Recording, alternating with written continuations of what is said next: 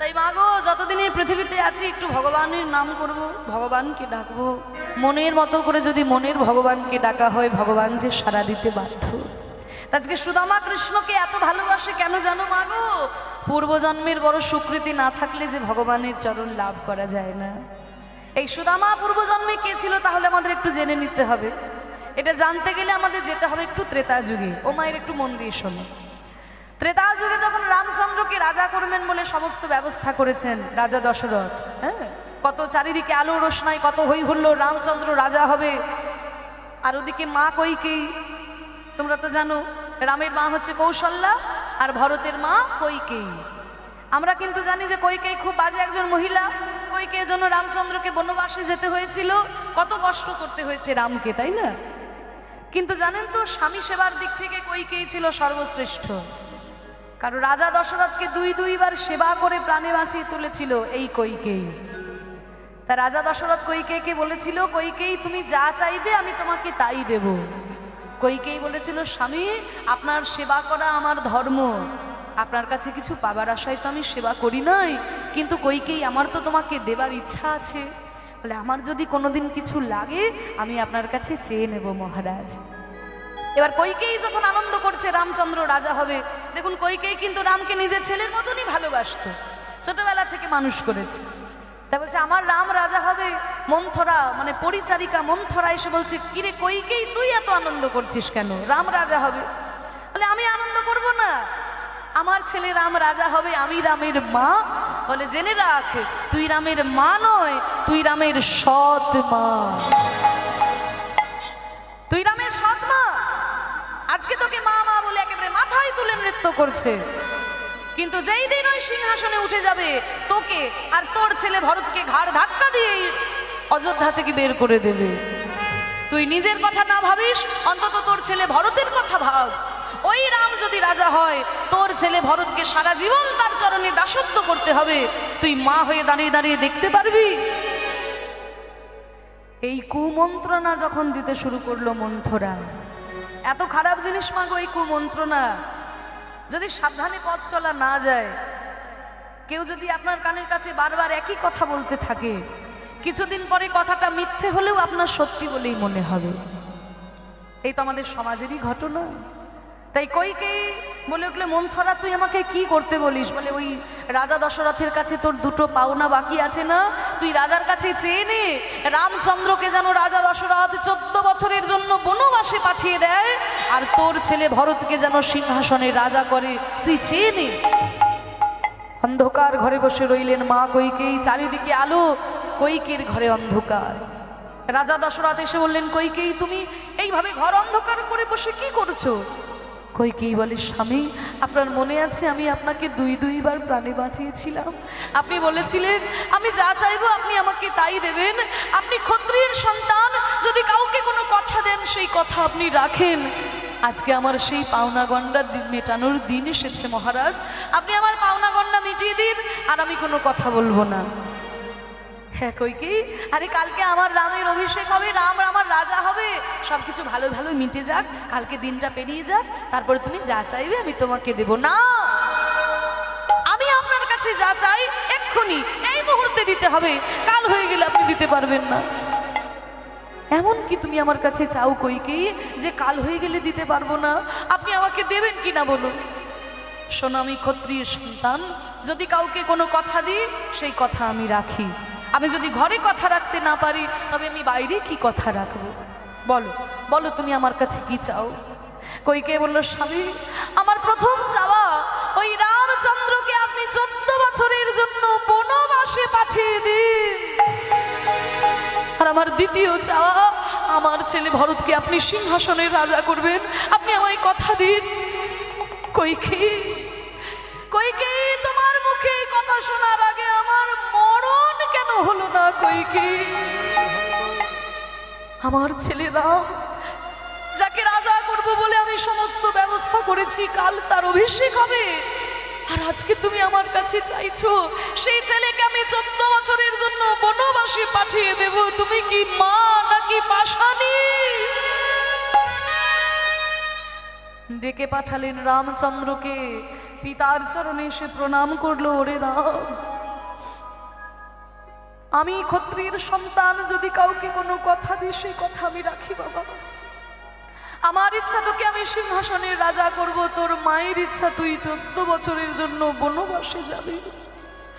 তুই কি পারবি বাবা তোর পিতার সত্য রক্ষা করার জন্য? তুই কি 14 বছরের জন্য বনবাসে যেতে পারবি না? রামচন্দ্র বলছে, বাবা বাবা এই দেহটা কার দেওয়া? এই যে দেহটা আমি আজকে পেয়েছি, দেহটা তো আপনারই দেওয়া। তাই আপনি যদি আদেশ করেন এই সিংহাসনে বসে রাজত্ব পরিচালনা করবে, এই দেহটা তাই করবে পিতা। আর আপনি যদি আদেশ করেন তাহলে এই দেহটা 14 বছরের জন্য কেন, সারাটা জীবন বনে বনে ঘুরে কাটিয়ে দেবে পিতা। ওরে রাম, তোর মতো ছেলে যেন ঘরে ঘরে হয় রে। আমি তোকে আদেশ করলাম তুই 14 বছরের জন্য বনবাসে চলে যা। ততদিনে ভরত হবে অযোধ্যার রাজা। 14 বছর বনবাস করে ফিরে এলে তোরা 4 ভাই 4টি অঞ্চলে রাজত্ব ভাগ করে নিস। পিতামাতার চরণে প্রণাম জানিয়ে রামচন্দ্র চলে গেলেন বনবাসে। সীতামা লক্ষ্মণও তার সঙ্গে চলে গেল। আর ওই পুত্র শোক সহ্য করতে না পেরে রাজা দশরথ ইহ জগৎ পরিত্যাগ করে চলে গেলেন। আর যখন রাজা দশরথ মারা গেল তখন কিন্তু ভরত ছিল না বাড়িতে, ভরত ছিল মামার বাড়িতে। মন্থরা এতটাই কুটিল, জানতো যে ভরতের চোখের সামনে কখনোই রামচন্দ্রকে বনে পাঠানো যাবে না। যখন ভরত ছিল না ওই সুযোগটা কাজে লাগিয়ে নিল। আর যখন ভরতকে আনানো হলো, ভরত এসে দেখে কি তার সোনার রাজপ্রাসাদ ভূতের বাড়ি হয়ে গেছে। কেউ কথা বলে না, কারোর মুখে হাসি নেই। সুমন্ত্র এসে বলছে, ভরত এত তুমি চিৎকার করো না, অযোধ্যার এত বড় ঘটনা ঘটেছে একমাত্র তোমার মায়ের জন্য। আমার মা ছুটে গেল কইকেয়ীর কাছে, মা মা গো, আমি তোমাকে অসম্মান করতে পারি না মা, কারণ তুমি আমার মা, আমি তোমাকে অসম্মান করতে পারবো না। তবে একটা কথা জেনে রেখো মা গো, ইতিহাস কোনোদিন তোমাকে ক্ষমা করবে না। আমার দেবতা সম দাদাকে তুমি বনে পাঠিয়ে দিলে মা গো। তবে পিতামাতা যদি কোনো অন্যায় করে সন্তানকে সেই পাপের প্রায়শ্চিত্ত করতে হয়। তুমি আমার দাদাকে বনে পাঠিয়েছো মা, আমি আমার দাদাকে পায়ে ধরে ফিরিয়ে নিয়ে আসবো। ভরত ছুটে গেল বনের মধ্যে, রামচন্দ্রের চরণ দুটিকে জড়িয়ে ধরে বলছে, দাদা দাদা তুমি ফিরে চলো দাদা, তুমি ছাড়া সোনার অযোধ্যাপুরী ভূতের বাড়ি হয়ে গেছে, তুমি ফিরে চলো দাদা।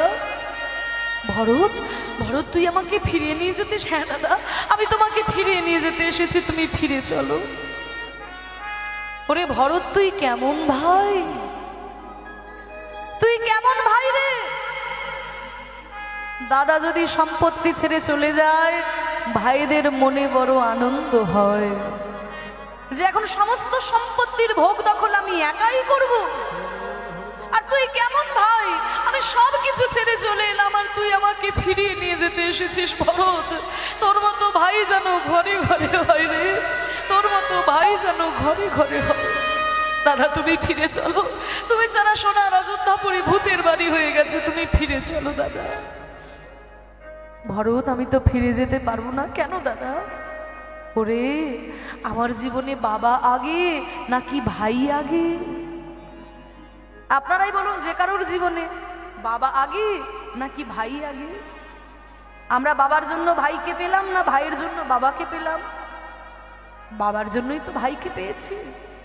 তাহলে বাবা আমাকে আদেশ করেছে 14 বছর বনবাসে থাকতে, তুই আমাকে অনুরোধ করছিস তোর সঙ্গে ফিরে যেতে। তাহলে বল আমার কাছে বাবার আদেশ আগে নাকি ভাইয়ের অনুরোধ আগে? বাবার আদেশ আমার কাছে সবার আগে। তাই বাবার আদেশ পালন করার জন্য আমি 14 বছর বনবাসে থাকবো, কিন্তু তোর অনুরোধ আমি ফেলে দেব না ভাই। যেই দিন 14 বছর পূর্ণ হবে সেই দিন আমি ফিরে যাব, কিন্তু 14 বছরের একদিনও আগে নয়। দাদা দাদা কোনোভাবেই না ভাই, তুই ফিরে যা। তবে দাদা গো আমি তোমার জন্য এই পাদুকা দুটো এনেছিলাম, কৃপা করে এই পাদুকা দুটোতে তুমি চরণ দাও। তোমার পাদুকা দুটো মাথায় করে নিয়ে গিয়ে আমি সিংহাসনের উপর রাখবো, আর নিচে কুশের আসন পেতে আমি রাজত্ব করব। দাদা মাথায় করে পাদুকা দুটো নিয়ে গিয়ে সিংহাসনের উপর রাখলেন ভরত, নিচে কুশের আসন পেতে রাজত্ব করলেন। আর ওদিকে তো আপনারা সবাই জানেন সীতামাকে হরণ করে নিয়ে চলে গেল রাবণ। সেই রাবণকে বধ করে সীতামাকে উদ্ধার করে 14 বছর বনবাস করে যখন রামচন্দ্র ফিরে এলেন অযোধ্যায়, কত আনন্দ, চারিদিকে হই হুল্লোড়, আলোর রোশনাই, যাকে যা পারছে তাকে তাই দান করে দিচ্ছেন। কাউকে মণিমুক্তার হার, কাউকে হীরের আংটি, কাউকে মুক্তোর মালা, সবাইকে সবকিছু দান করতে করতে যাই না ভরতের সামনে এসে দাঁড়ালো। বল ভাই, তুই আমার কাছে কি চাস? তুই যা চাইবি আমি তোকে তাই দেব। সেদিন ভরত কি বলেছিল জানো মা? সেদিন ভরত বলল, দাদা গো, আমি তো তোমার কাছে মণিমুক্তার হার চাই না, আর হীরের আংটি চাই না। আমি তোমার কাছে কি চাই জানো? এই জন্মে আমি যেমন তোমার ভাই হয়ে জন্ম নিয়েছি, আগামী কোনো জন্মে যদি কোনোদিন তোমাতে আমাতে দেখা হয়, কোনো জন্মে কোনোদিন যদি তোমাতে আমাতে দেখা হয়, সেদিন যেন আমাকে আর তোমার ভাই করে জন্ম দিও না, সেদিন আমায় বন্ধু করে তুমি জানো দিও। সেদিন বন্ধু করে জনম দিও। আমি আর কিছু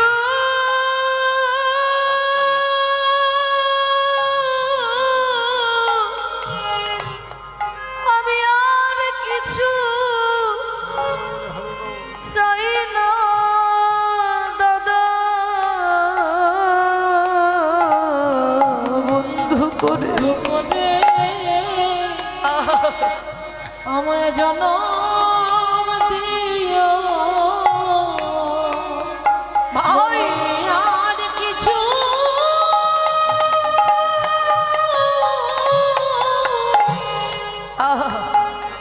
আমি আর কিছু চাই না দাদা, আমায় বন্ধু করে জনম দিও। ভাই, এ তুই কেমন চাওয়া তোর ভাই? তুই আমার ভাই, তোর সঙ্গে আমার রক্তের সম্পর্ক। আরে তুই কি চাইছিস আমার কাছে? ভাই না হয়ে বন্ধু হতে চাইছিস? আরে বন্ধুর সঙ্গে কি আর রক্তের সম্পর্ক হয়? বলে, দাদা গো, আমি তোমার বন্ধু হতে চাই। কেন জানো? যেদিনে আমি তোমাকে বনবাসে ফিরিয়ে আনতে গেলাম, তুমি বললে তোমার জীবনে বাবা আগে, ভাই পরে, তাই তুমি আমার সঙ্গে ফিরে এলে না দাদা।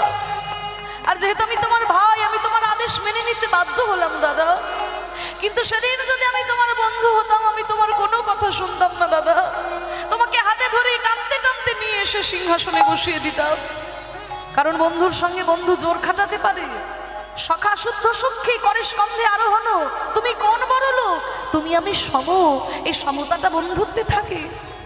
কিন্তু দাদা আদেশ করলে ভাই মেনে নিতে বাধ্য, কিন্তু বন্ধুত্বে আদেশ অনুরোধের সম্পর্ক নয়। বন্ধু বন্ধুর কাঁধে ওঠে, বন্ধু বন্ধুর সঙ্গে মারামারি করে। তাই আর আমি তোমার ভাই হতে চাই না দাদা, এবার আমি তোমার বন্ধু হতে চাই। আমি মনের মতো করে তোমার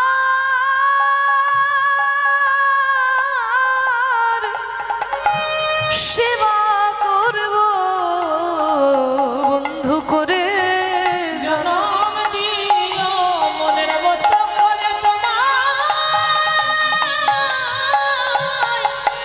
সেবা করব। আমি আর কিছু চাই না দাদা, মনের মতো করে তোমার সেবা করব। আর কিছু চাই না, আমায় বন্ধু করে জনম দিও। আর কিছু নিতাই গৌর প্রেমানন্দে হরি। আর কিছু চাই না, আর কিছু চাই না দাদা। আমায় বন্ধু করে জনম দিও। তাই হবে ভরত, আগামী দাপর যুগে যখন আমি কৃষ্ণ অবতার হয়ে জন্ম নেব, তুই হবি আমার প্রিয় সখা, সুদাম সখা। আদর করে তোকে সুদামা বলে ডাকবো, সেদিন তুই মনের মতো করে আমাকে সেবা করিস ভাই। তা সেই ভরত জন্ম নিয়েছে সুদামা হয়ে, তাই তো কৃষ্ণকে এত ভালোবাসে। ছোট্ট ছোট্ট ধেনুবৎস নিয়ে কৃষ্ণের সঙ্গে এত সুন্দর খেলা করা। নটবর নাগর নন্দা, সবাই মিলে ঘিরে ধরে কৃষ্ণকে খেলা করছে। ভজরি মন গোবিন্দা নটবর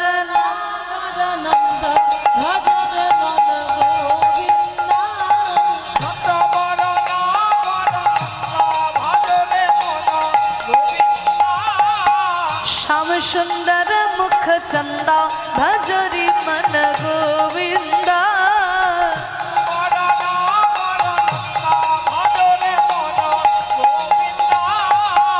तू ही नटवर तू ही नागर, तू ही नटवर तू ही नागर,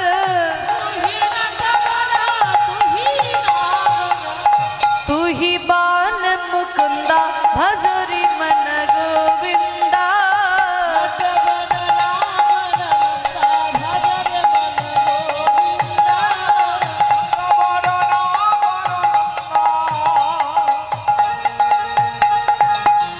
उलूध्वनि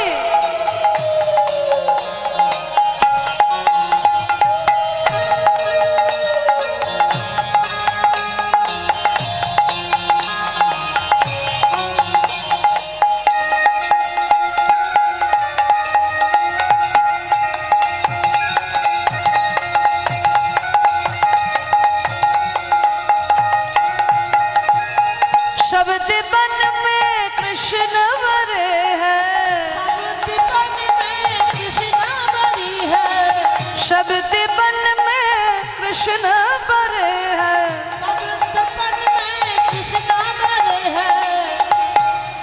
जैसे तारन विच चंदा भजरी मन गोविंदा। जय हो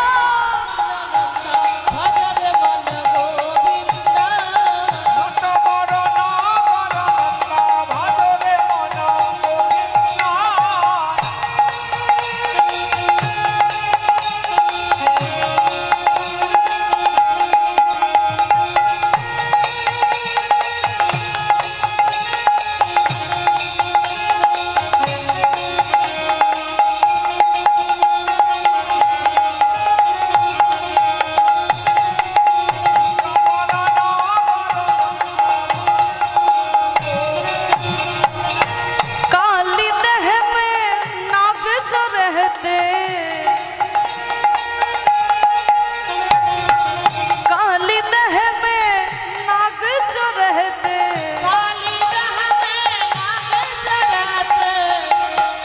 फण फण फण फण निरत करंदा भजरी मन गोविंदा।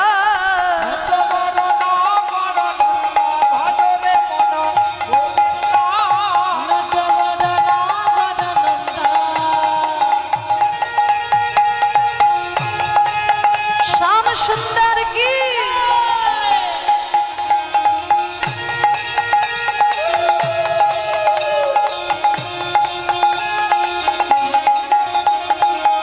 वृंदावन में रास रचायो,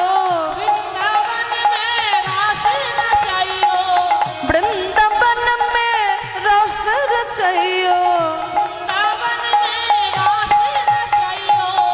हमारे बाल मुकुंदा भजरी मन गोविंदा।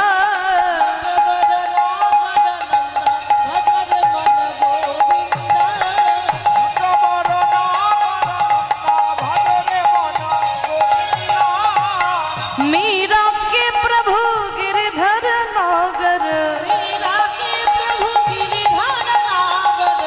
मीरा के प्रभु गिरधर नागर। काटो जन्म के फंदा भजरी मन गोविंदा। नटवर नागर नटवर नागर नटवर नागर नंदा। जय हो गोविंदा।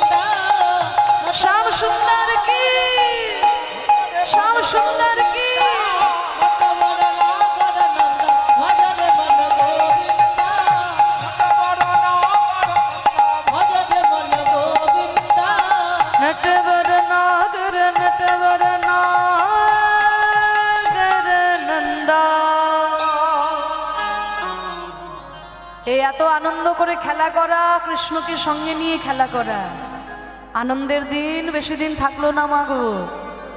যখন কৃষ্ণকে অক্রূর রথে চাপিয়ে নিয়ে চলে গেল মথুরায়, মথুরায় গিয়ে কংসকে বধ করলেন কৃষ্ণ। কিন্তু কংস বধ হলেও কংসের শ্বশুর জরাসন্ধ মরে যায়নি, বারবার আক্রমণ করতে শুরু করলো মথুরা। তাই ওই যে রাজনৈতিক টানাপোড়েনে পড়ে গেলেন কৃষ্ণচন্দ্র, ভারতীয় রাজনীতির সঙ্গে ওই যে জড়িয়ে গেলেন, আর কিন্তু কৃষ্ণ বৃন্দাবনে ফিরে আসতে পারলেন না। আর ভারতের রাজনীতি বরাবরই অসুস্থ রাজনীতি, তা সেই অসুস্থ রাজনীতিকে সুস্থ করার পথে ওই যে নামলেন কৃষ্ণ, আর কিন্তু বৃন্দাবনে আসতে পারলেন না। আর ওদিকে সুদামা কানাই কানাই বলে কেঁদে কেঁদে পাগল হয়ে গেছে। এমনকি মথুরা থেকে যদি কোনো গরু আসে, ওই গরুটাকেও গলা জড়িয়ে ধরে বলে, ওরে বলতে পারিস আমার ভাই কানাই কেমন আছে? সুদামার বাবা মটুক মহারাজ দেখলো যে না না, আমার ছেলেটা এইভাবে কৃষ্ণ বিরহে চোখের সামনে পাগল হয়ে যাবে, আমি কি বাবা হয়ে দাঁড়িয়ে দাঁড়িয়ে দেখতে পারবো? একটা ব্যবস্থা আমাকে করতেই হবে। তাই মটুক মহারাজ তলায় তলায় খোঁজ খবর নিয়ে জানতে পারলেন যে কৃষ্ণ আর সুদামাকে, মানে কৃষ্ণ আর বলরামকে পড়াশোনা শেখানোর জন্য রাজা বসুদেব পাঠাচ্ছেন শান্তিপনি মুনির বিশ্ববিদ্যালয়ে। তখনকার দিনে সারা ভারতবর্ষের সব থেকে বড় বিশ্ববিদ্যালয় হচ্ছে শান্তিপনি মুনির বিশ্ববিদ্যালয়। তা সেইখানে কৃষ্ণ বলরাম পড়াশোনা শিখতে আসছে। মটুক মহারাজ মনে মনে চিন্তা করলো, তাহলে আমার ছেলে সুদামাকেও আমি ওই শান্তিপনি মুনির বিশ্ববিদ্যালয়ে ভর্তি করে দেব, তাহলে ছেলে আমার পড়াশোনা শিখে পণ্ডিত হবে, কৃষ্ণের সঙ্গে বন্ধুত্বটা বজায় থাকবে, আর ছেলে আমার পাগল হওয়া থেকে বেঁচে যাবে। এক ঢিলে দুই পাখি নয়, 3 পাখি মরে যাবে, তাই না? ছেলে আমার পড়াশোনা করে পণ্ডিত হবে, আবার কৃষ্ণের সঙ্গে বন্ধুত্বটা বজায় থাকবে, আর আমার ছেলে পাগল হওয়া থেকে বেঁচে যাবে। তাই মটুক মহারাজ সুদামাকেও ভর্তি করে দিল ওই শান্তিপনি মুনির বিশ্ববিদ্যালয়ে, আর কৃষ্ণ বলরামও সেখানে এসেছেন। শিক্ষার উদ্দেশ্যে সবাই কথাই মিলিলা, শিক্ষার উদ্দেশ্যে সবাই কথাই মিলিল, শিক্ষার উদ্দেশ্যে সবাই কথাই মিলিলা।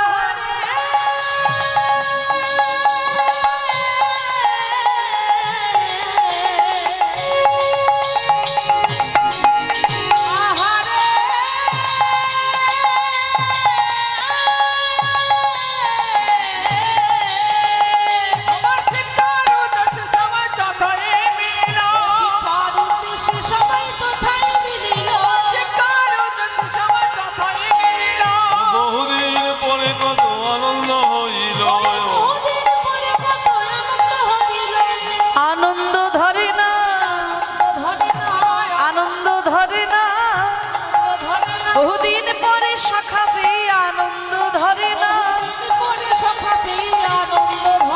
ওই বহুদিন পরে কত আনন্দ হইল, কৃষ্ণকে একেবারে বুকের মধ্যে জড়িয়ে ধরেছে। কানাই, কতদিন পরে তোর মুখটা দেখলাম ভাই, জানিস তোকে না দেখতে পেয়ে আমার একটু ভালো লাগতো না, আমি সবার কাছে তোর খোঁজ খবর নিয়েছি, তুই কেমন আছিস, তুই কেমন আছিস ভাই? হ্যাঁ রে সুদামা, ভালো আছি ভালো আছি। চুপ কর। আরে কেন চুপ করবো? ওই দেখ গুরু মশাই আসছে। যেই না শান্তিপনি মুনিকে দেখেছে সব চুপচাপ দাঁড়িয়ে গেছে। দেখবেন ক্লাসে যখন মাস্টার মশাই আসে না, বাচ্চারা সব হই হট্টগোল করতেই থাকে। যেই না মাস্টার মশাই এলো সব চুপচাপ হয়ে যায়। তা যেই শান্তিপনি মুনিকে দেখেছে সব চুপচাপ দাঁড়িয়ে গেছে। আমার বিশ্ববিদ্যালয়ে আমি তোমাদের সবাইকে স্বাগতম জানাই। সবাইকে আমি শিক্ষা দান করব, কিন্তু তার আগে একটু পরিচয়টা ভালো করে সেরে নিই। তা তোমাদের মধ্যে সবার বড় কে গো? সবার বড় আমি গুরুদেব। তুমি সবার বড়? হ্যাঁ। তোমার নাম কি? আমার নাম বলরাম। আসলে দাদা বলরাম একটু তোতলা মতো ছিলেন। তা বলছে আমার নাম বলরাম। আচ্ছা ঠিক আছে বলরাম, আমার বিদ্যালয়ে তুমি কি বিদ্যা লাভ করতে চাও? কি বিদ্যা লাভ করতে চাই গুরুদেব? আমি ধনুর বিদ্যা লাভ করতে চাই। আচ্ছা, ধনুর বিদ্যা শিখতে চাও? ঠিক আছে ঠিক আছে, তুমি যখন ধনুর বিদ্যা শিখতে চাও বাবা, তোমাকে মুখ চালাতে হবে না, তোমার হাত চললেই যথেষ্ট, তাই না? ধনুর্বিদ্যা শিখতে চাও, মুখ চালাতে হবে না, হাতটা চললেই হবে। মুখ চালানোর জন্য তো কৃষ্ণচন্দ্র রয়েছেন, তাই না? শ্রীমদ্ ভগবদ গীতায় তিনি যা বলেছেন তার দ্বিতীয় আর কাউকে বলতে হবে না। তা শোনো, ধনুর্বিদ্যা শিখতে গেলে লক্ষ্য স্থির করতে হয়। তুমি লক্ষ্য স্থির করো, চঞ্চল চিত্তে হয় না। আমি তোমাকে ধনুর্বিদ্যা শিক্ষা দেব। কৃষ্ণচন্দ্রকে বলছে, বলো বাবা তোমার নাম কি? বলে, গুরুদেব আমার নাম কৃষ্ণচন্দ্র। ও তুমি কৃষ্ণচন্দ্র? এখন তো ধীরে ধীরে সারা ভারতবর্ষের মানুষ তোমাকে সম্মান করতে শুরু করেছে। তা যাক, তোমাকে আমার বিশ্ববিদ্যালয়ে শিক্ষার্থী হিসেবে পেয়ে আমার খুব ভালো লাগছে। বলো কৃষ্ণ, আমার বিদ্যালয়ে তুমি কি বিদ্যা লাভ করতে চাও? বলে, গুরুদেব আপনার বিদ্যালয়ে কি কি বিদ্যা শিক্ষা দান করা হয়? বাহ, এটা খুব ভালো প্রশ্ন। শোনো, আমার বিদ্যালয়ে 14 শাস্ত্রের সঙ্গে 64 কলা বিদ্যা শিক্ষা দান করা হয়। 64 কলা বিদ্যা? হ্যাঁ। তাহলে গুরুদেব আপনি যদি কৃপা করেন তাহলে আমি 64 বিদ্যাই অর্জন করতে চাই। হ্যাঁ, 64 বিদ্যা শিখবে তুমি? কি বলছো? হ্যাঁ গুরুদেব। জেনে রাখুন, যারা মনে করেন যে কৃষ্ণ শুধু অলিতে গলিতে প্রেম করেছেন, তারা এটাও জেনে রাখুন যে কৃষ্ণ কিন্তু শান্তিপনি মুনির বিশ্ববিদ্যালয়ে 64 কলা বিদ্যা লাভ করেছিল। মানে 64টা বিষয়ে এমএ পাস। ভাবতে পারছেন? 4টা বিষয়ে এমএ করতে আমাদের জীবনটা পেরিয়ে যায়। কৃষ্ণ 64টা বিষয়ে এমএ পাস করেছিল। অনেকে বলে না কৃষ্ণ করেছে রাসলীলা, আমরা করলেই দোষ। বলে বাবা, কৃষ্ণ যেমন রাসলীলা করেছিল, কৃষ্ণ কিন্তু বাঁ হাতের কড়ি আঙুলে করে গিরি গোবর্ধনও ধারণ করেছিল। তা তুমি রাসলীলার সময় কৃষ্ণকে মনে রাখো, আর গিরি গোবর্ধন ধারণের সময় তোমার মনে থাকে না। তোমাকে গিরি গোবর্ধন ধরতে হবে না, বাঁ হাতের কড়ি আঙুলে করে তুমি একটা ইঁট ধরে দেখাও। আগে একটা ইঁট ধরো, তারপর কৃষ্ণের সঙ্গে নিজের তুলনা করবে। কারণ তিনি যেটাই করেছেন সর্বশ্রেষ্ঠ। তিনি যখন সংসার করেছেন তার মতো আর কেউ করতে পারেনি। এত বড় সংসার কোনোদিন কেউ করতে পারেনি। তিনি যখন যুদ্ধ করেছেন সর্বশ্রেষ্ঠ, রাজনীতি করেছেন সর্বশ্রেষ্ঠ, পড়াশোনা করেছেন সর্বশ্রেষ্ঠ, প্রেম করেছেন সর্বশ্রেষ্ঠ। কারণ আমাদের প্রেম হচ্ছে কামনা বাসনার প্রেম। যতদিন কাম থাকবে ততদিন প্রেম, কাম চলে গেল তো প্রেমও চলে গেল। কিন্তু ভগবান শ্রীকৃষ্ণের প্রেম হচ্ছে নিষ্কাম প্রেম। অকই তব কৃষ্ণ প্রেম যিনি জাম্বু নদহেম, হেন প্রেম নৃলোকে না হয়, যার হয় তার যোগ, না হয় বিয়োগ, বিয়োগ হইলে কভু না যেও। তা ভগবানের সঙ্গে কখনোই তুলনা করতে যেও না, তিনি যেটাই করেছেন সর্বশ্রেষ্ঠ। তা তুমি 64 বিদ্যা শিখবে? হ্যাঁ গুরুদেব। তা আমার তো দিতে কোনো কুণ্ঠা নেই, তুমি যদি নিতে পারো আমার দিতে কোনো কুণ্ঠা নেই। বলে আমি নিতে পারবো গুরুদেব। যাক, তোমার আত্মবিশ্বাস দেখে আমার বড় ভালো লাগছে। এই দেখো, এই একধারে চুপচাপ বসে আছে, তোমার নাম কি গো? হ্যাঁ, আমার নাম সুদামা। সুদামা, তা আমার বিদ্যালয়ে তুমি কি বিদ্যা লাভ করতে চাও? বলে গুরুদেব আপনার বিদ্যালয়ে আমি বেদ বিদ্যা অধ্যয়ন করতে চাই। বেদ বিদ্যা শিখতে চাও? ঠিক আছে, শোনো, বেদ তো ব্রাহ্মণের কাজ। কারণ তুমি ব্রাহ্মণ কিনা তা নিয়ে আমি কোনো মাথা ব্যথা করছি না। তবে একটা কথা জেনে রেখো, ব্রাহ্মণের যে 9টি গুণ, সেই 9টি গুণ অর্জন করতে হয়। ব্রাহ্মণের পৈতেতে 9টি সুতো থাকে, এই 9টি সুতো হচ্ছে 9টি গুণ। হ্যাঁ, তা এই 9টি গুণ অর্জন করতে হয়, তবে বেদ পাঠের অধিকারী হওয়া যায়। তা শোনো, সত্য, তার মধ্যে একটা সত্য, সন্তোষ, দয়া, তা সত্যবাদী তোমাকে হতে হবে। বেদ হচ্ছে স্বয়ং ভগবান, মিথ্যে বললে পরে হৃদয়ে স্থায়ী হয় না। তা তুমি সত্যি কথা বলো, আমার পা ছুঁয়ে প্রতিজ্ঞা করো জীবনে কোনোদিন মিথ্যা বলবে না। আপনার পা ছুঁয়ে প্রতিজ্ঞা করলাম গুরুদেব, জীবনে কোনোদিন মিথ্যা বলবো না। ঠিক আছে, তাহলে আমি তোমাকে বেদবিদ্যা শিক্ষা দেব। তা শিক্ষা গ্রহণ করতে করতে একদিন বলল, শোনো, তোমাদের গুরুমা সুমুখী দেবী বলছিল যে জ্বালানির কাঠ নাকি ফুরিয়ে গেছে, তা তোমরা যদি কেউ গিয়ে একটু জ্বালানির কাঠ নিয়ে আসতে। হ্যাঁ হ্যাঁ গুরুদেব, এক্ষুনি যাচ্ছি। এই সুদামা, চল আমরা গিয়ে জ্বালানির কাঠ নিয়ে আসি। দুজনে মিলে যখন ছুটতে ছুটতে ওই জঙ্গলের মধ্যে গেল কাঠ সংগ্রহ করতে, আর ওই কাঠ সংগ্রহ করতে করতে হঠাৎ শুরু হয়ে গেল তীব্র ঝড় বৃষ্টি। হেন কালে হইল কথা ঝড় ভয়ঙ্কর, চারিদিকে বজ্র বিদ্যুৎ পাট, ঘন ঘন বজ্রপাত হচ্ছে। কৃষ্ণ সুদামা কেউ কাউকে দেখতে পাচ্ছে না। চারিদিকে ঘন কালো অন্ধকারে ছেয়ে গেল, প্রচন্ড বৃষ্টি। কৃষ্ণ সুদামা কৃষ্ণ সুদামা তুই কোথায়? সুদামা আমাকে বাঁচা, সুদামা আমাকে বাঁচা। এই দেখ ওই ঝড়ের মধ্যে গাছের ডাল ভেঙে পড়ছে। সুদামা আমাকে বাঁচা, সুদামা আমাকে বাঁচা। সুদামা ছুটতে ছুটতে এসে বলছে, কানাই আমি তোর কোনো ক্ষতি হতে দেব না, কানাই কোনো ক্ষতি হতে দেব না। কৃষ্ণকে বুকের মধ্যে জড়িয়ে ধরলো, মাটির মধ্যে কৃষ্ণকে শুইয়ে দিয়ে তার উপরে সুদামা উপুর হয়ে শুয়ে পড়লো। আর ওই গাছের ডাল ভেঙে পড়লো সুদামার কাঁধের উপর।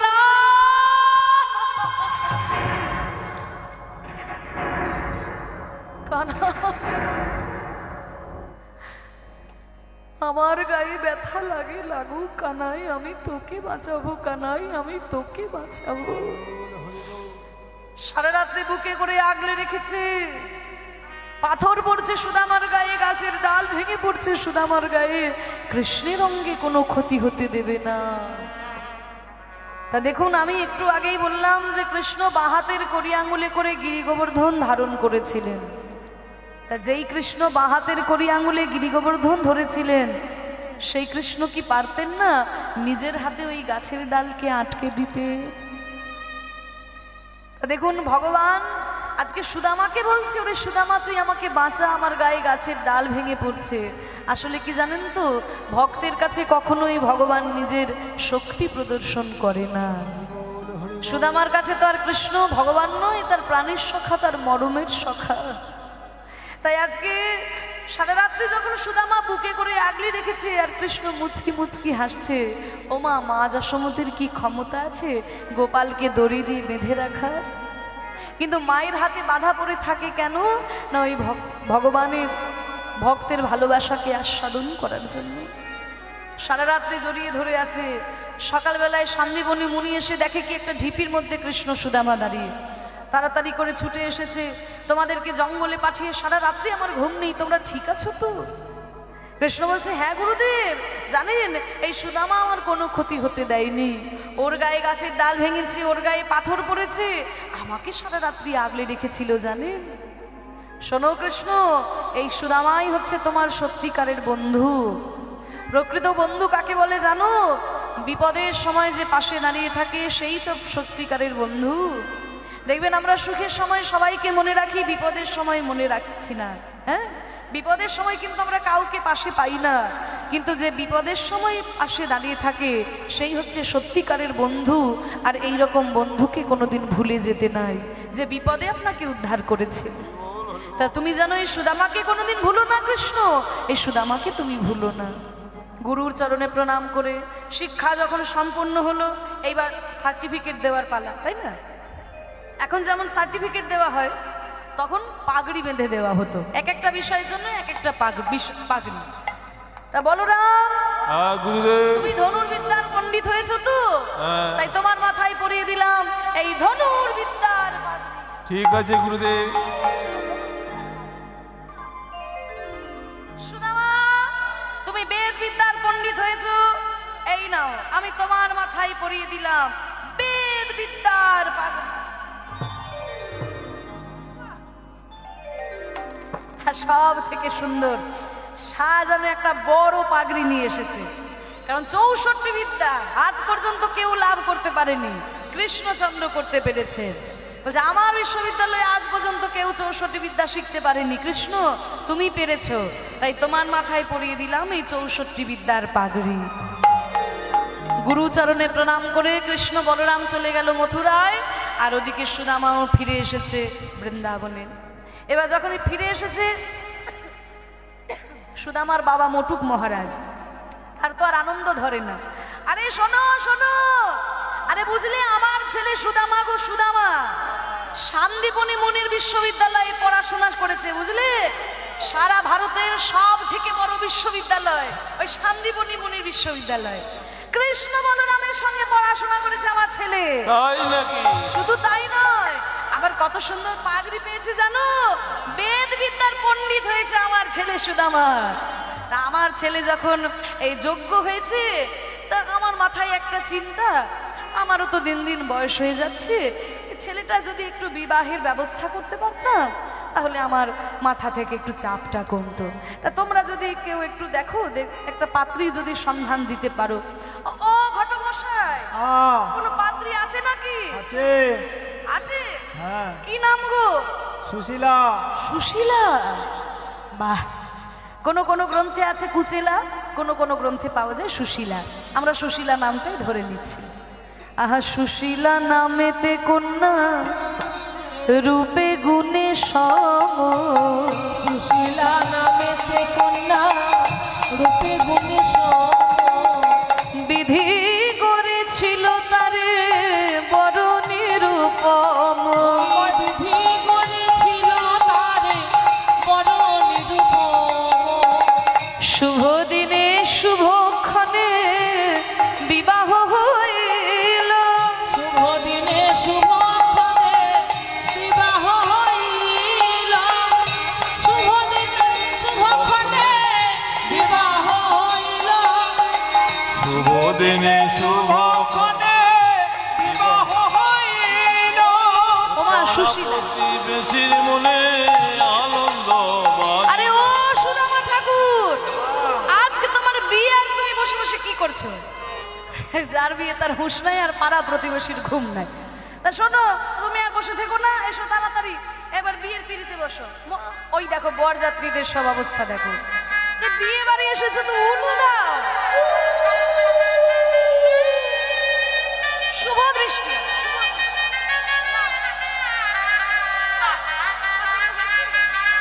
সবাইকে বলো পছন্দ হয়েছে তো? হয়েছে? বেশ। এবার মালা বদল হবে। বাহ।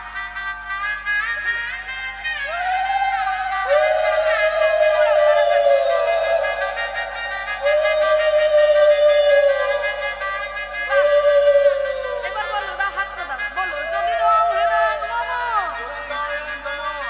তদস্তু হৃদয়ং তব, যদি দম হৃদয়ং মম তদস্তু হৃদয়ং তব। বাহ, বিবাহ সম্পন্ন হল।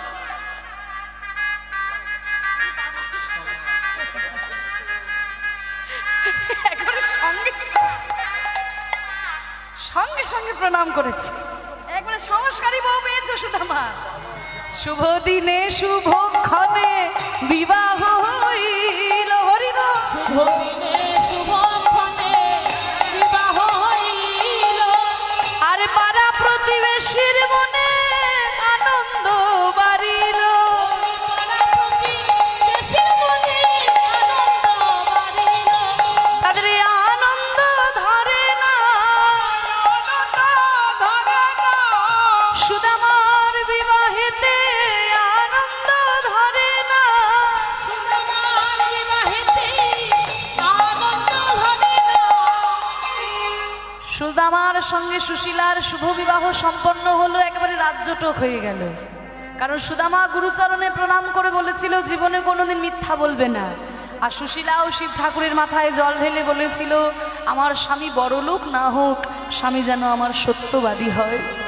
তাই সুদামার সুশীলার একেবারে রাজ্যটক, সুখের সংসার। কিন্তু মাগো, সুখের দিন তো বেশি দিন থাকে না। সুখমাপতিত শিব্যাং দুঃখমাপতিতং তথা চক্রবৎ পরিবর্তন্তে সুখানি চ দুঃখানি চ। সুখ দুঃখ দুটি ভাই কখনো একসঙ্গে থাকতে পারে না। সুখ থাকলে দুঃখ থাকে না, দুঃখ থাকলে সুখ থাকে না। সুদামা সহজ সরল, কিন্তু কিছুদিনের মধ্যেই তার বাবা মা দুজনেই ইহ জগৎ পরিত্যাগ করে চলে গেল। মাথার উপর থেকে যখন বাবা মায়ের ছায়া চলে যায়, তখন সন্তানেরা বুঝতে পারে যে সংসারের চাপ কাকে বলে। সহজ সরল সুদামা ঠাকুর গুরুচরণে প্রণাম করে বলেছিল জীবনে কোনোদিন মিথ্যা বলবে না। আর মাগো, আমাদের এই সমাজটাই এমন যে পদে পদে মিথ্যে না বললে পরে যে টিকে থাকা যায় না। তবে এই সহজ সরল সুদামা ঠাকুরের কাছে সবাই একে একে ঠকিয়ে পৈতৃক সম্পত্তি হাতিয়ে নিতে শুরু করলো। আর সব কিছু খোয়াতে খোয়াতে সুদামা একেবারে পথের ভিখারিতে পরিণত হয়ে গেল। ছাত্ররা তার কাছে বেদবিদ্যা শিখতে আসে, কেউ দক্ষিণা দেয় আর কেউ দক্ষিণা দেয় না। যেটুকু দক্ষিণা দেয় কোনো রকমে তার সংসার চলে যায়। আর কত তুমি আমায় কাঁদাবে ঠাকুর, আর কত তুমি আমাকে দুঃখ দেবে? বলো আবার কি খেলা খেলিবে শ্রীহরি, কি খেলা পড়িল মনে। আবার কি খেলা খেলিবে শ্রীহরি, কি খেলা পড়িল মনে। বলো আবার কি খেলা খেলিবে শ্রীহরি, কি খেলা পড়িল মনে। লীলাময় তুমি ওগো শ্রী হরে, হয় তুমি ওগো শ্রীহরি, লীলাময় তুমি ওগো শ্রী হরে।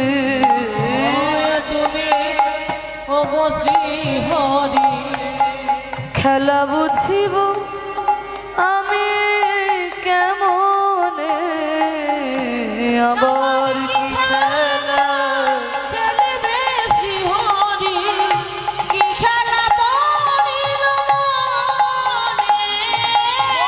আবার কি খেলা খেলিবে শ্রীহরি, খেলা পড়িল মনে। সুতা ধরে তুমি নাচাও পুতুল, ধরে তুমি নাচাও পুতুল। ও মায়েরা, পুতুল নাচ দেখেছো তো? ওপর থেকে সুতো ধরে পুতুলকে যেমন নাচায় পুতুল তেমনই নাচে। হে দয়াময়, আমার জীবনটাও যে তোমার কাছে পুতুল খেলা প্রভু। তুমি যেমন নাচাচ্ছ আমি তেমন নাচছি, তুমি হাসালে আমি হাসছি, তুমি কাঁদালে আমি কাঁদছি। তোমার খেলা কি করে বুঝবো? সুতাও ধরে তুমি নাচাও পুতুল, সুতা ধরে তুমি নাচাও পুতুল। তাই কেউ হাসে কেউ কাঁদে ব্যাকুল, নদীর কুল ভাঙিয়া গড়ই ওই কুল। কুল ভাগিয়া করই ওই কুল। নদীর কুল ভাঙিয়া গড়ই ওই কুল। কোন ভাঙায়ার কানয় কোন। খেলা বুঝিব আমি কেমনে, আবার কি খেলা খেলিবে শ্রীহরি, কি খেলা পড়িল মনে। আবার কি খেলা খেলিবে শ্রীহরি, কি খেলা পড়িল মনে। সুশীলা দেখছে যে স্বামী এইভাবে কাঁদছে, কষ্ট পাচ্ছে, তাহলে নিশ্চয়ই সংসারের অর্থ কষ্টের জন্য কষ্ট পাচ্ছে। স্বামী, সংসারের অর্থ কষ্ট আপনাকে ব্যথিত করছে? না না সুশীলা, সামান্য অর্থের জন্য আমি ব্যথা পাইনি, কষ্ট পাইনি। আজকে আমার বড় বাবা মায়ের কথা মনে হচ্ছে তো। স্বামী মনে মনে চিন্তা করছে, স্বামী আমার দুঃখ পাচ্ছে, যদি কিছু একটা উপায় করতে পারতাম। তা বলছে, স্বামী স্বামী আমি শুনেছি আপনার বন্ধু কৃষ্ণ, আর যাকে আপনি খুব ভালোবাসেন, সেই কৃষ্ণ নাকি সম্প্রতি এই দ্বারকায় রাজত্ব স্থাপন করেছে। সম্প্রতি দ্বারকা কুলে বৈশে যদুপতি, সম্পত্তি দ্বারকা পুরে পয়সা যদুপতি। কাঙালের ঠাকুর সে অগতির গতি। কাঙালের ঠাকুর সে অগতের গতি। যদি কেহ মনে প্রাণে ডাকে একবার, যদি কেহ মনে প্রাণে ডাকে একবার, আর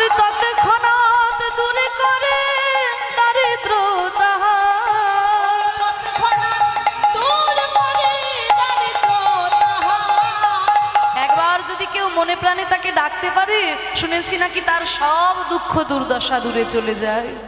কি বলছো কি সুশীলা? তুমি কি আমাকে কৃষ্ণের কাছে চাইতে বলছো? না না, আপনি ভুল ভাবছেন স্বামী।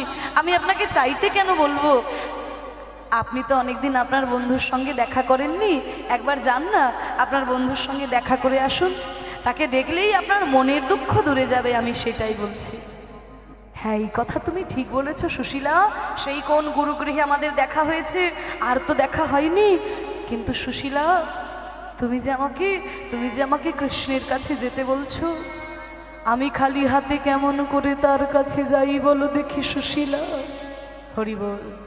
বন্ধুর বাড়ি যদি বন্ধু প্রতিদিন যায়, সঙ্গে করে কিছু না নিয়ে গেলেও চলে, কিন্তু বহু বছর পরে যদি বন্ধুর বাড়ি বন্ধু যায়, তাহলে কি খালি হাতে যেতে পারে? যদি কিছু এনে দিতে পারো উপায়, এনে দিতে পারো উপায়, আমি তবে সে করিতে পারি তারকায় গমন। তবে সে করিতে পারি তারকায় গমন। যদি কোনো উপহার আমাকে তুমি এনে দিতে পারো সুশীলা, সেই উপহার নিয়ে আমি যেতে পারি। উপহার? সুশীলা মনে মনে চিন্তা করছে, আমার সংসারে দেওয়ার মতো তো কিছুই নাই, তাহলে আমি দেখি বৃন্দাবনের দ্বারে দ্বারে যদি ভিক্ষা করি কিছু পাই।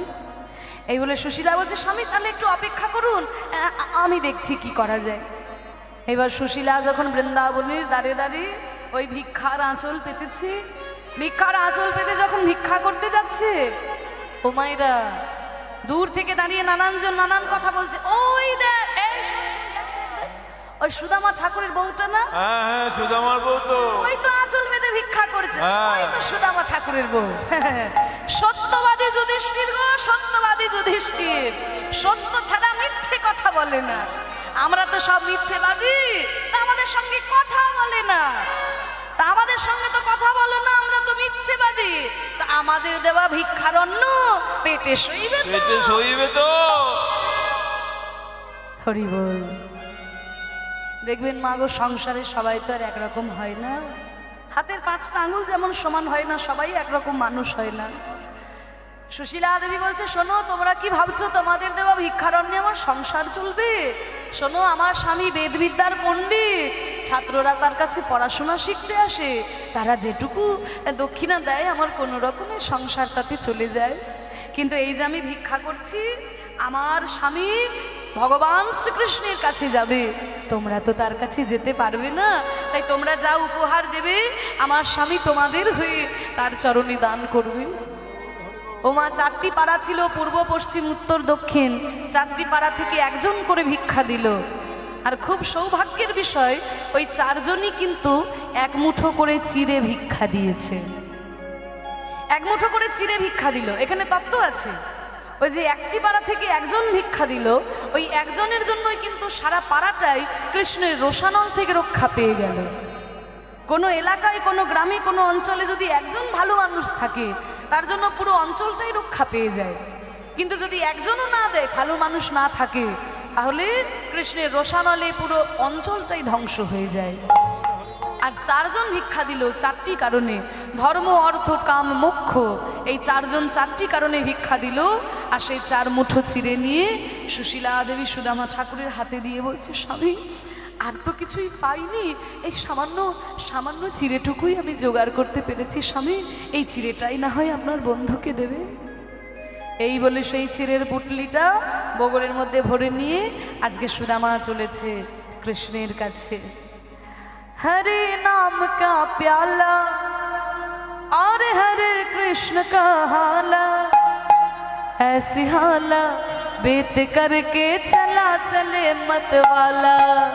हरे नाम का प्याला और हरे कृष्ण की हाला, ऐसी हाला बेत करके चला चले मत वाला। हरि बोल।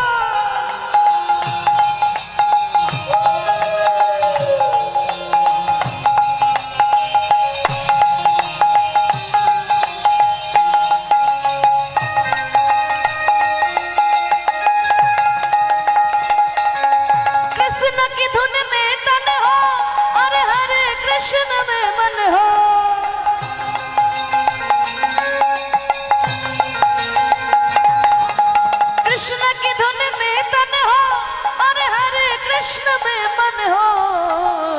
ऐसे मन हो बीत करके चला चले मत वाला, ऐसे हाला बीत करके चला चले मत वाला।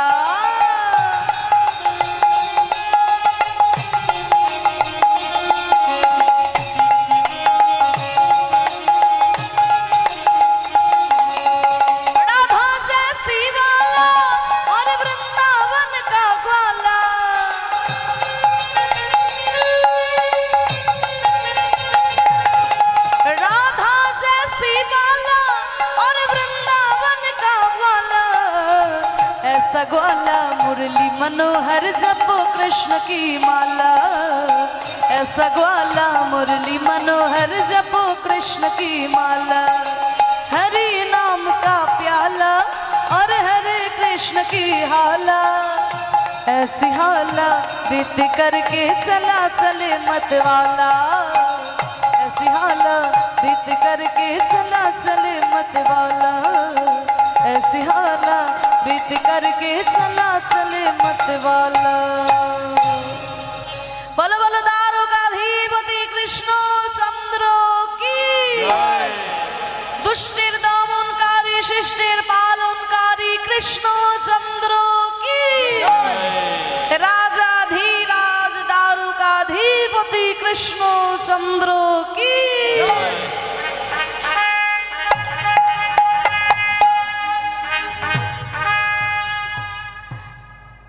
যখনই এসেছে তারকার রাজপ্রাসাদের সামনে সুদামা হা করে তাকিয়ে দেখছে, এত বড় রাজপ্রাসাদে আমার ভাই কানাই থাকে। যখনই হা করে তাকিয়ে থেকে আস্তে আস্তে ওই প্রবেশ করতে গেছে ভিতরে, অমনি দারোয়ান ধরেছে, আয় কাহা যা রহে হো, কোথায় যাচ্ছ কোথায়? তোমাদের তোমাদের রাজার সঙ্গে একটু দেখা করবো। তো কি আমাদের রাজা যাত্রার সঙ্গে দেখা করে না? প্রত্যেকে এসেছে ভিখারি বলে রাজার সঙ্গে দেখা করব। জানো রাজার সঙ্গে দেখা করতে আসে কত বড় বড় মন্ত্রী, কত বড় বড় জমিদার, আর তুমি ভিখারি রাজার সঙ্গে দেখা করবে? যাও ফিরে যাও, দেখা হবে না। না না, তোমাদের তোমাদের রাজা যে আমার বন্ধু গো। কি এই ভিখারিটা রাজার বন্ধু?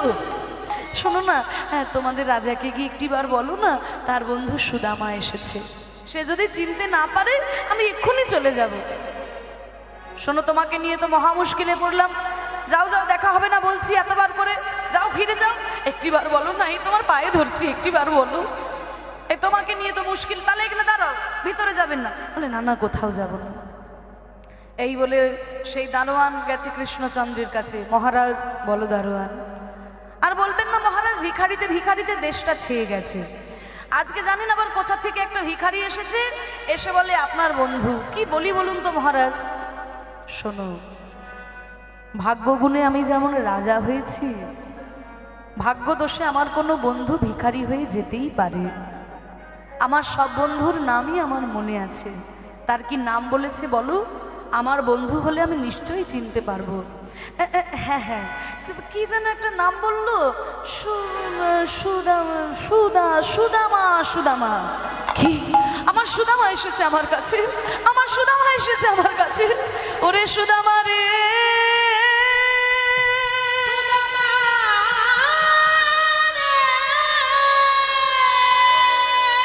ওরে সুদামা রে,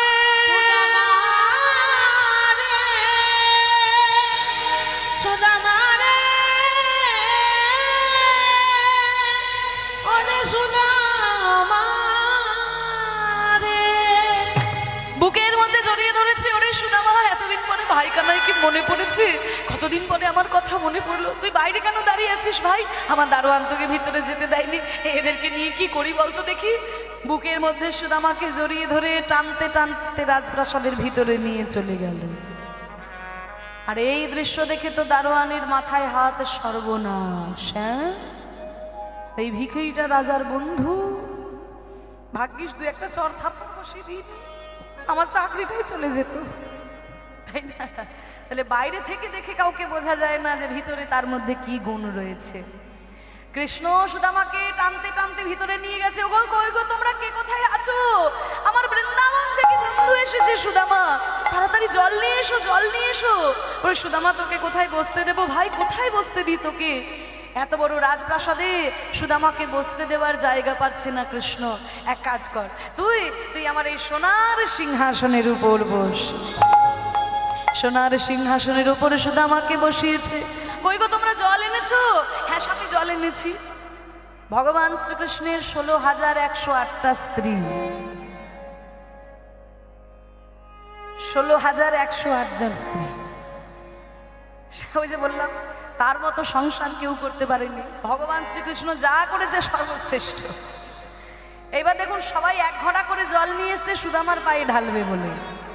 এবার ওই 16,000 ঘড়া জল যদি সুদামার পায়ে ঢালে তাহলে গোটা রাজপ্রাসাদটা ভেসে যাবে না?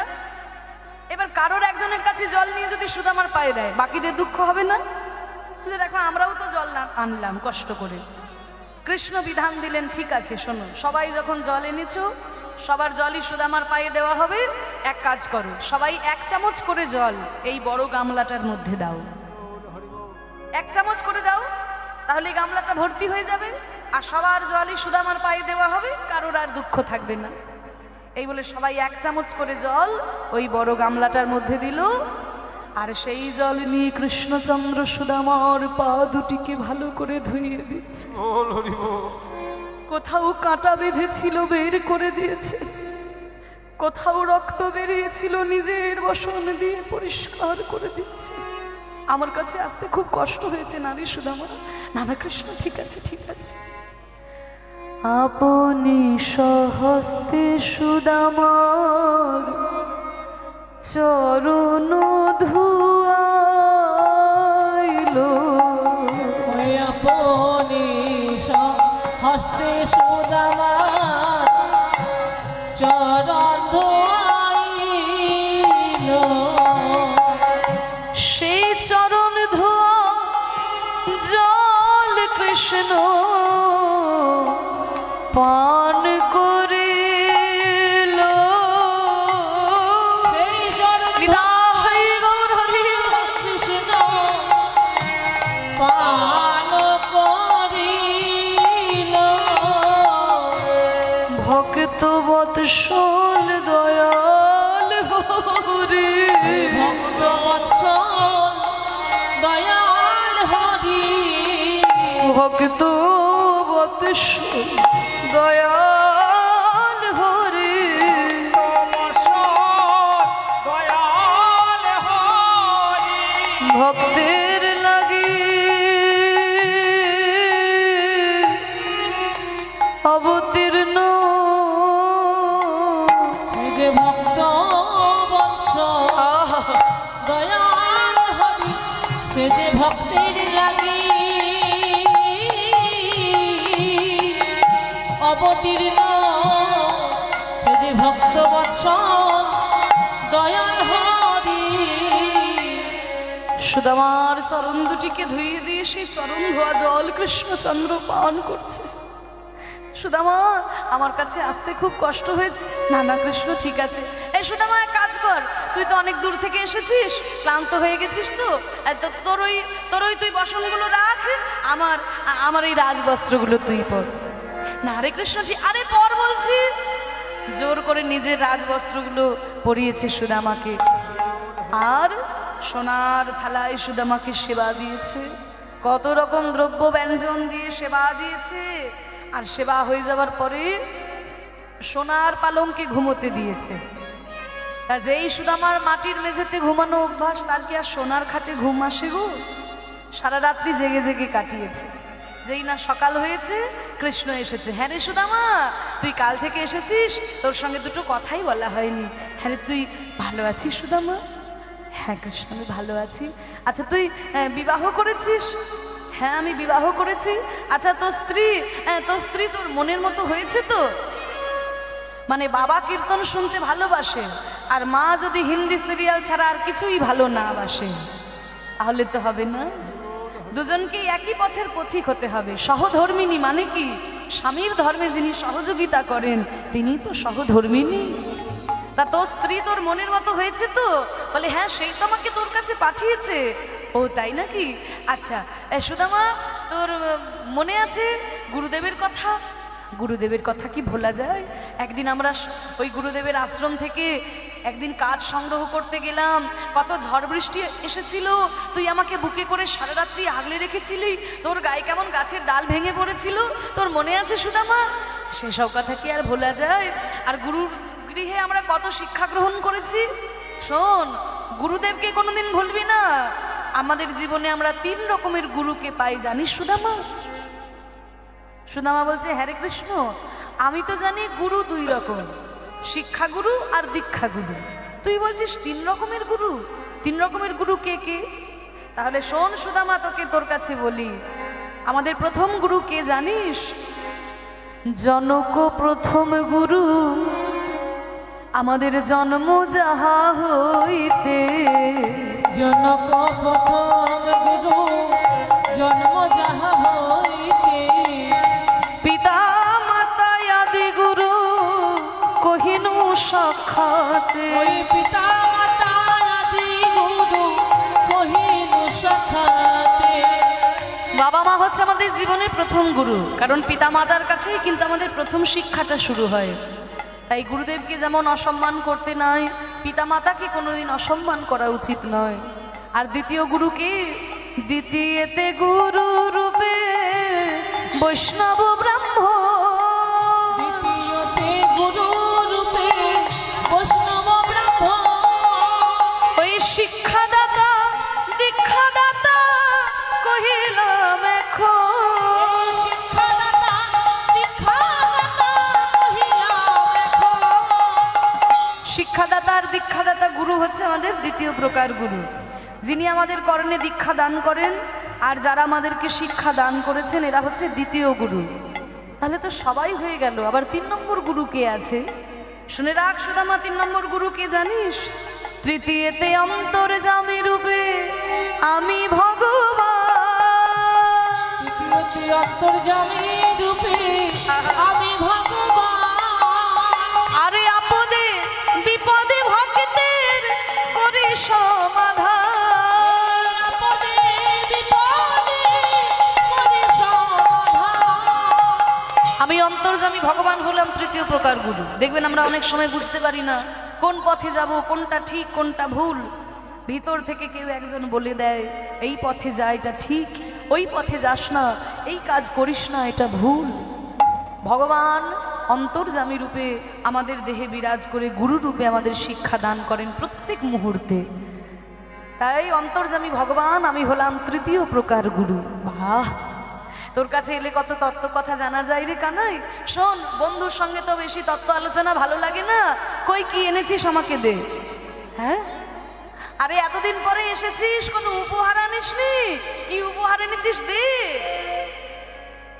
সুদামা মনে মনে চিন্তা করে, আমার বন্ধু কৃষ্ণ সে যে এখন দ্বারকার রাজা হয়েছে, সবাই নিমন্ত্রণ করে আমার ভাই কানাইকে কত দামি দামি মিষ্টি খাওয়ায়, আর সেই কানাইকে দেওয়ার জন্য আমি নিয়ে এসেছি এই শুকনো চিড়ে।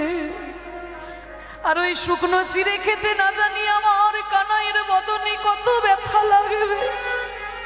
যেই কানাইয়ের বদনে ছোটবেলা থেকে কত ক্ষীরসর ননি মাখন তুলে দিয়েছি, সেই কৃষ্ণের বদনে আমি এই শুকনো চিড়েগুলো কেমন করে দেব? না না না না, আমি চিড়েগুলো দিতে পারবো না। তাড়াতাড়ি করে বগল দাবাই ভরে নিয়েছে। না রে কৃষ্ণ, আমি ওই খুব তাড়াহুড়ো করে চলে এলাম তো, আমি না কিছু আনতে ভুলে। আরে ভুলে গেছিস বললেই মেনে নেবো নাকি? ছোটবেলায় যখন গোচারণে যেতাম, তুই নিজে না খেয়ে আমাকে খাওয়াতিস, তোর গায়ের গয়নাগুলো খুলে খুলে আমার গায়ে পরিয়ে দিতিস। আর এতদিন পরে এসে বলছিস কিছু আনিসনি? ওই তো তোর হাতে একটা কি রয়েছে, দে দেখি দে। না রে, না আমি কিছু আনিনি। আরে ওই তো রয়েছে কি একটা, দে না। আমি কিছু আনিনি কৃষ্ণ, আমি বলছি তো কিছু আনিনি। আচ্ছা ঠিক আছে ঠিক আছে, আনিসনি, বেশ করেছিস। তা কাল থেকে এসেছিস, তোকে একটু ভালো করে আলিঙ্গনই করা হয়নি, একটু আলিঙ্গন তো করতে পারবি। এবার সুদামা তো সহজ সরল, তো চাতুরালি বোঝে না, আর কৃষ্ণ তো চতুর। দেখছে চাতুরালি না করলে হবে না। সুদামা তো অত চাতুরালি বোঝে না, বোকা। বলছে হ্যাঁ, আলিঙ্গন একবার কেন 100 বার করবো। আই ভাই তোকে আলিঙ্গন করি। এই বলে যেই না জোর করে কৃষ্ণকে আলিঙ্গন করতে গেছে, অমনি বগল দাবা থেকে চিড়ের পুটলিটা মাটিতে পড়ে গেল।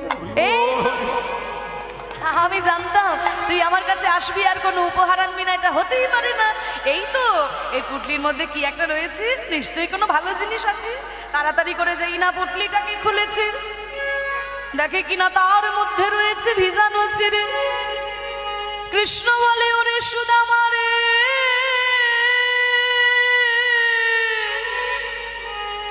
তুই আমায় কত ভালোবাসিস রে সুদামা। যেদিন থেকে রাজা হয়েছি সবাই নিমন্ত্রণ করে শুধু মিষ্টি খাওয়ায়, আর মিষ্টি খেতে খেতে আমার মুখে যেন আর কোনো স্বাদ নাই। আমার মুখের স্বাদ বদলাবার জন্য কত চিন্তা করে তুই এই চিড়ে এনেছিস। আবার শুকনো চিড়ে খেতে আমার বদনে ব্যথা লাগবে বলে তুই আবার এই চিড়েগুলোকে ভিজিয়ে এনেছিস। সুদামা কেঁদে বলে, ওরে কৃষ্ণ রে, আমি তো চিড়ে ভিজিয়ে আনি নাই, আমার নয়ন জলে চিড়ে ভিজে গেছে। নয়ন জলে চিড়ে তাই গৌর হরি গিয়েছে। জলে চিড়ে ভিজে গিয়েছে। আমি চিড়ে ভিজাই নাই ভাই, ভিজে গিয়েছে। ওরে আমি চিড়ে ভিজাই নাই ভাই। জলে চিড়ে ভিজে গিয়েছে। যেই তোর বদনে ছোটবেলা থেকে কত ক্ষীরসর ননি মাখন তুলে দিয়েছি, সেই তোর বদনে আমি এই শুকনো চিড়েগুলো কেমন করে দেব? তাই আমার নয়নের জলে এই চিড়েগুলো ভিজে গেল কানাই রে। আর ওই প্রাণ গোবিন্দ এই চিড়ে খেতে খেতে চিড়ে ছুঁয়ে প্রতিজ্ঞা করে কৃষ্ণচন্দ্র বলেছে, ওরে সুদামা রে, তুই এত কষ্ট করে আমার জন্য এই চিড়ে এনেছিস, তাই আমি চিড়ে ছুঁয়ে প্রতিজ্ঞা করে বললাম, আগামী কলিযুগে যখন আমি নদিয়ায় নবদ্বীপে গৌর হয়ে জন্ম নেব, যদি কোনো কাঙাল ভক্ত আমার জন্য ফল মিষ্টি জোগাড় করতে না পারে, আমাকে সোনার থালা দিতে হবে না। ওই মাটির মাল সাথে করে যদি কেউ দু মুঠো চিড়ে আমাকে দেয়, আমি তার দ্বারে গিয়ে প্রসাদ গ্রহণ করিব। প্রসাদ গ্রহণ করিব। ওই কলি জীবের ঘরে ঘরে দ্বারে গিয়ে প্রসাদ বল হরি বল। গ্রহণ করিব। কোনে জীবন ঘরে ঘরে মুখে হরি হরি হরি বলে জীবের ঘরে ঘরে হরে হরে হরে বলে। জীবের ঘরে ঘরে হরে হরে হরে বলে। জীবের ঘরে ঘরে দ্বারে দ্বারে দ্বারে গিয়ে প্রসাদ গ্রহণ করিব। চিড়ে ছুঁয়ে প্রতিজ্ঞা করলেন। ওই জন্য তো বাবা, যে কোনো জায়গায় যখন এই যে মহাপ্রভুকে নিয়ে আসা হয়, পঞ্চতত্ত্বের সঙ্গে মহাপ্রভু আসেন, আর ভোগ দেওয়া হয় কি দিয়ে? মাটির মালসাতে করে চিড়ে ভোগ দেওয়া হয়। চিড়ে ছাড়া কিন্তু মহাপ্রভুর ভোগ হয় না। সেই যে কৃষ্ণ চিড়ে ছুঁয়ে প্রতিজ্ঞা করে সুদামাকে বলেছিল। সুদামা বলছে, ভাই কানাই, এবার আমাকে বিদায় দে। হ্যাঁ, তুই আজই চলে যাবি ভাই? হ্যাঁ কানাই। আচ্ছা, তুই ভালো আছিস তো সুদামা? তোর কোনো অভাব নেই তো? ওরে ভগবান কৃষ্ণ যার বন্ধু, তার আবার কিসের অভাব? আমার কোনো অভাব নাই। কৃষ্ণ মনে মনে চিন্তা করছে, রে সুদামা তুই একবার বল, তুই একবার বললে আমার সর্বস্ব তোকে দিয়ে দেব। কিন্তু সুদামা তো কিছু চাইবে না, চলে গেল বিদায় নিয়ে। কিন্তু তাই বলে কি কৃষ্ণ কিছু দেবে না? বিশ্বকর্মাকে ডেকে বলছে, শোনো বিশ্বকর্মা, তুমি সুদামার ঢালপাতার কুটিরটা ভেঙে আমার রাজপ্রাসাদের মতো একটা রাজপ্রাসাদ তৈরি করে দাও। মা লক্ষ্মীকে ডেকে বলল, শোনো মা লক্ষ্মী, তুমি সুদামার স্ত্রী সুশীলাকে সারা গায়ে গয়না পরিয়ে সাজিয়ে দিয়ে এসো। মা লক্ষ্মী গিয়ে সুশীলাকে সাজিয়ে দিল, আর ওদিকে বিশ্বকর্মা গিয়ে বিরাট বড় রাজপ্রাসাদ করে দিয়েছে। আর মা গো, ওই চিড়ে নিয়ে টানাটানি পড়ে গেছে। 4 মুঠো চিড়ে, 1 মুঠো গোবিন্দ খেয়ে নিয়েছে, আর 3 মুঠো পড়ে আছে। যেই না আর 1 মুঠো খেতে গেছে, মা রুক্মিণী এসে বলছে, স্বামী আর আপনি চিড়ে খাবেন না। কেন?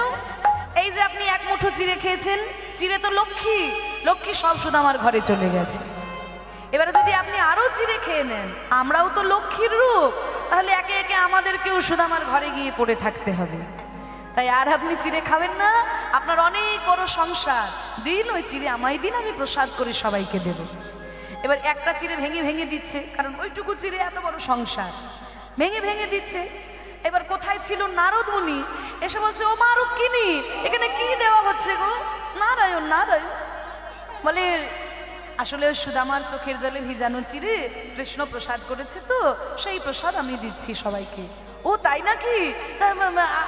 আমি তোমাদের বিয়েতে দাঁড়িয়ে থেকে কেমন তোমাদের বিয়ে দিয়েছিলাম, কত আমি কাজ করে দিয়েছিলাম তোমাদের বিয়েতে, তোমার মনে আছে তো? তা তুমি কি আমাকে একটু প্রসাদ দেবে না? আপনি তো মুনি ঋষি মানুষ, আমি কি আপনাকে নিজের হাতে প্রসাদ দিতে পারি? তবে চিড়ে তো খুব অল্প, আপনি বরং একটা চিড়ে একটুখানি ভেঙে নিন। এই বলে নারদ যখন একটা চিড়ে ভেঙে নিয়েছে, 1 কোনা প্রসাদে যখন নারদে পাইল, এবারে নাচিতে নাচিতে নারদ কৈলাসেতে গেল। হরি বল।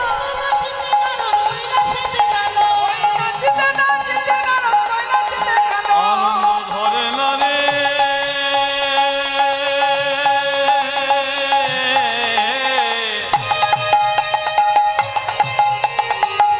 আনন্দ ধরে না,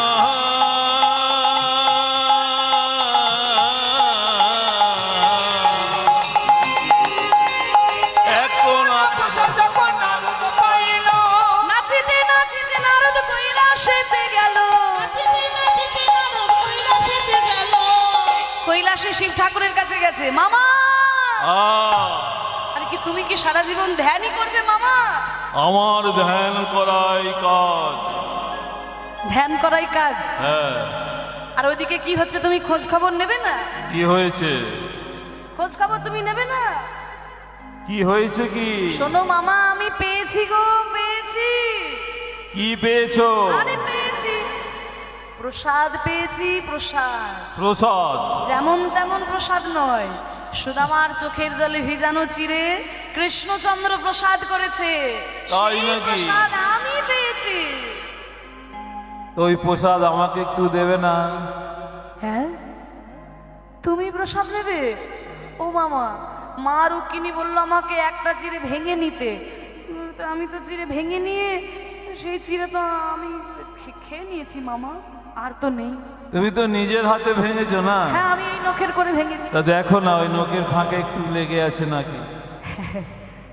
নখের ডগায় যদি একটুখানি লেগে থাকে, তা মামা এই তো মনে হচ্ছে আমার নখের কোণে একটুখানি রয়েছে গো, একটুখানি রয়েছে, এটা তোমাকে দেবো? হ্যাঁ হ্যাঁ, ওইটাতেই হবে, ওইটাই দাও। এবারে নখাগ্রের প্রসাদে যখন ভোলানাথ পেল, ওই নখাগ্রের প্রসাদে যখন ভোলানাথ পেল, প্রসাদ যখন ভোলানাথ পেল, ওই বম বম বলে ভোলা নাচিতে লাগিল উলুধ্বনি।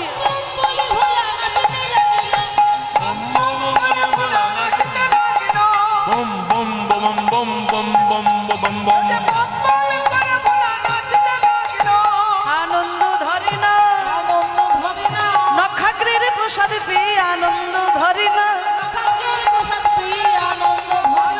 বম বম বলে ভোলা নাচিতে লাগিল।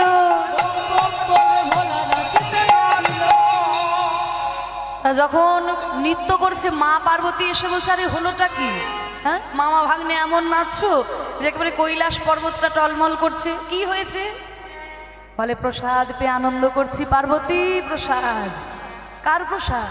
ওই যে অবতার কৃষ্ণচন্দ্র সুদামার চোখের জলে ভিজানো চিড়ে প্রসাদ করেছে, সেই প্রসাদ ভাগ্নে আমায় দিয়েছে। তা কিরে নারদ, তোর মামাকে প্রসাদ দিলি, আমাকে প্রসাদ দে। মা, আর তো প্রসাদ নাই। কারণ নখের কণায় যেটুকু লেগেছিল সেটুকু আমি মামাকে দিয়েছি, আর তো প্রসাদ নেই মা। বলে হ্যাঁ রে, তোরা মামা ভাগ্নে যুক্তি করে প্রসাদ পেলি আর আমাকে বঞ্চিত করলি। শোন, এই কৃষ্ণ যখন জগন্নাথ হয়ে পুরীধামে বিরাজ করবে, সেদিন আমি বিমলা মাতা নাম ধরে জগন্নাথ মন্দিরের পাশে থাকব। সেদিন জগন্নাথের প্রসাদ সবার প্রথমে আমার কাছে আনা হবে। আমি প্রসাদ দিলে তবে ভক্তরা প্রসাদ পাবে।